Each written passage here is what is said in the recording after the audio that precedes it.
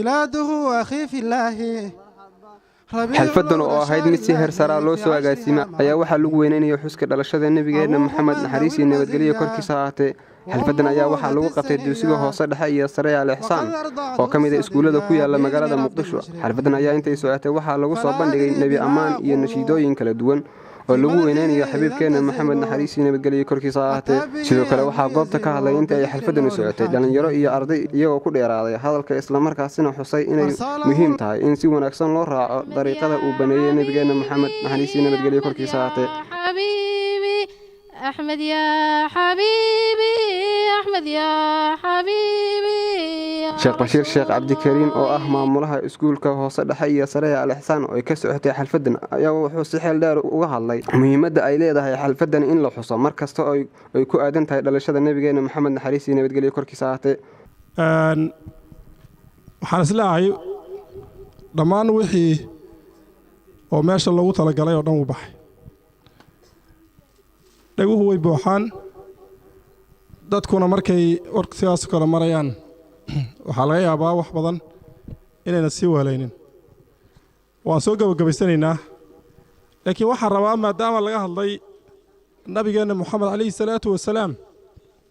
wax badan laga sheekeeyey kuna filayn waqtigu iyo waqtiyaal intan leegi nabiga in laga sheekeeyo calayhi salaatu wasalaam anigu waxaan rabaa inaan ka fiirino zaawiyo kamid ah ana nin kasta oo hadla oo rasuulka calayhi salaatu wasalaam dhalashadiisa ka hadla nin kasta oo ammaantiisa ka hadla nin kasta oo weynayaay qayb yar oo kaga aadan buu wax ka sheegayaa ee rasuulka oo dhan kama hadli karo calayhi salaatu wasalaam inta marka aan rabo anigu inay ka hadlaan waxay tahay nabigeenna waad ogtihiin waxaa la dhalay taariikhda miilaadiga markii la yidhaahdo nabiyullaahi ciisa ka bacdi taariikhdu markii ay ahayd dhalashadii laga soo bilaabay nabiyullaahi ciisa calayhi salaatu wasalaam 571 hijriyada miilaadiga ayaa la dhalay sanadka rasuulka la dhalay calayhi salaatu wasalaam oo uu dhashay waxaa loo yaqaanaa caamul fiil baa la yidhaahdaa waa sanad caana waxaa soo duulay nin la yidhaha abraha alxabashiy oo qaybtan yaban haystay yaa wuxuu ku soo duulay kacbada isaga oo ka xanaaqay dadkaas imanaya meel la yidhaha kacbatul yabaaniya ka sameeyey yaman ka sameeyey oo yidhi waa in lagu soo laabto halka la yimaado laga xajiyo halkan ay kacbo u noqoto kolkuu nin carabi halleeyey kabacdi buu xanaaqay wuxuu ku duulay kacbada oo uu ku dhaartay inuu soo burburinayo sanadkan naftirkiisa ayaa ilaahay subxaanahu wa tacaala burburiyey qayb ka mida qur-aankeenna suuraddan baa magaceeda lagu magacaabaa caamul fiil ugu dambeyn ayaa waxaa warbaahiyaha Jubbaland TV la hadlay qaar ka mid ah macallimiinta iyo ardayda iskuulka hoose dhexe iyo sare Al-Ihsaan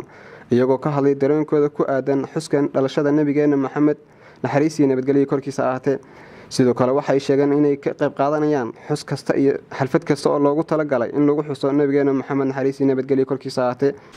bismillaahir rahmaanir rahiim alxamdulillaahi rabbil caalamiin ثم الصلاة والسلام على أشرف المرسلين اللهم صل وسلم على سيدنا محمد وعلى آله وصحبه أنيقو يا مقعيقو عبد الله قر الشافعي وحان مانت آدي ugu faraxsanahay xalfadan aan qabanayno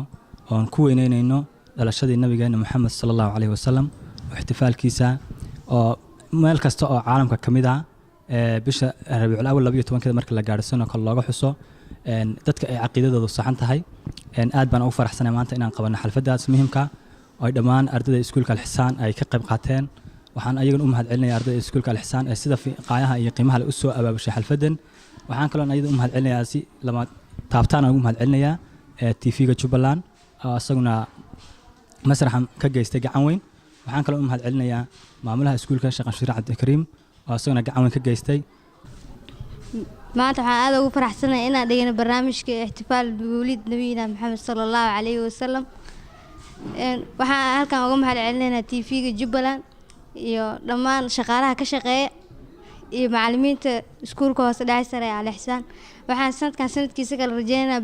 barnaamijkan ka fiican inaan si nabadgelyo u noogu dhaco insha Allah